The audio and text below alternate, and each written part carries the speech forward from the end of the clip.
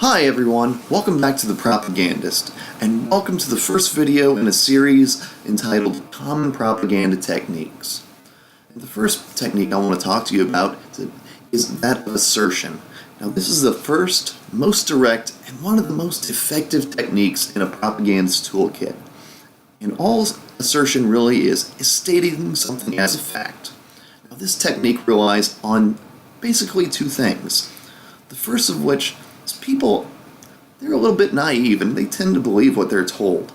This is especially why you see a lot of this technique paired with an appeal from an authority.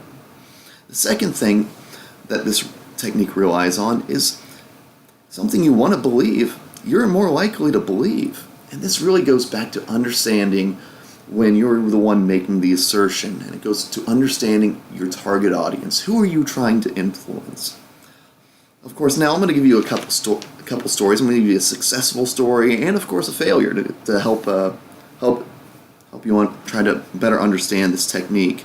And, of course, the success, I go back to, and I look at, if you watch the previous video, the father of modern propaganda, Edward Bernays. In fact, this is one of my favorite propaganda stories of all time.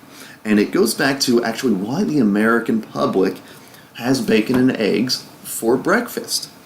And it goes back to the 1920s. And at this time, the American public was having a lot of bread, grains, and fruits for breakfast. But in the 1920s, Edward Bernays was hired by the Beech Nut Company in order to increase the demand for bacon. So here's what he did. Edward Bernays, he's a smart man. He knows what he's doing. He went to the company doctor and asked that doctor if a heavier breakfast might actually be more beneficial than a lighter breakfast for the common American consumer. And of course, this doctor knows which side he is on. He knows who signs his paycheck. So of course he supports Edward Bernays' suggestion that a heavier breakfast is better. Well, Bernays doesn't stop there. In fact, he goes a little bit further.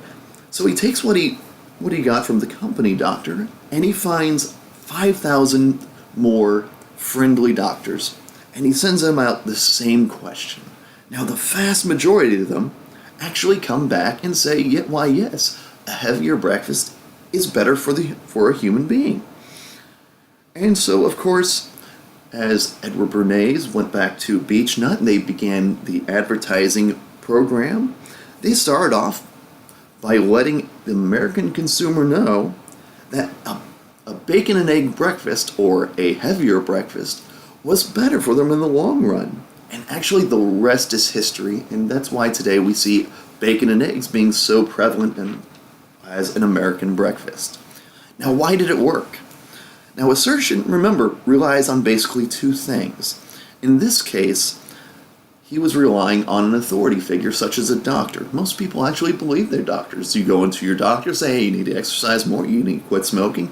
You recognize they're generally telling you something for your own benefit.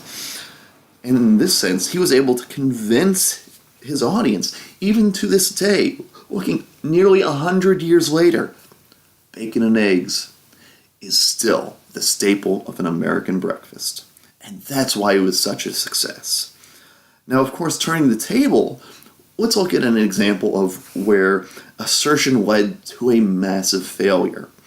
And of course, this one is really personal. I went searching out for every example, but I just couldn't get away from this one, so I'm sorry if this is not the perfect example for you. But for me, this is just too close and too funny. If everyone remembers the invasion of Iraq back in 2003, and everyone's favorite information minister, Baghdad Bob.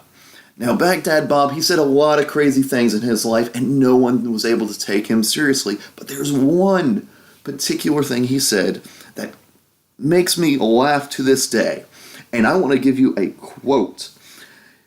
In fact, I remember hearing this quote live. A whole lot of irony here. And he says, quote, "We have retaken the airport," of course referring to the Saddam International Airport. "There are no Americans there. I will take you there and show you in 1 hour." Now, the irony of all this situation, what makes it a failure? I was sitting on the tarmac at Saddam International Airport, listening to the radio live as he said this. I cannot tell you enough how much laughter there was on the tarmac of Saddam International Airport as the Iraqi information minister said that there was not one there. He made an assertion, and it was easily debunked and disproven, and he lost any credibility he had left over. Hey guys, thanks for listening to this short video on the technique of assertion. Again, if you're really interested in this topic, check out the link below where you'll find my top 5 books you need to read right now. Thank you guys and have a great day.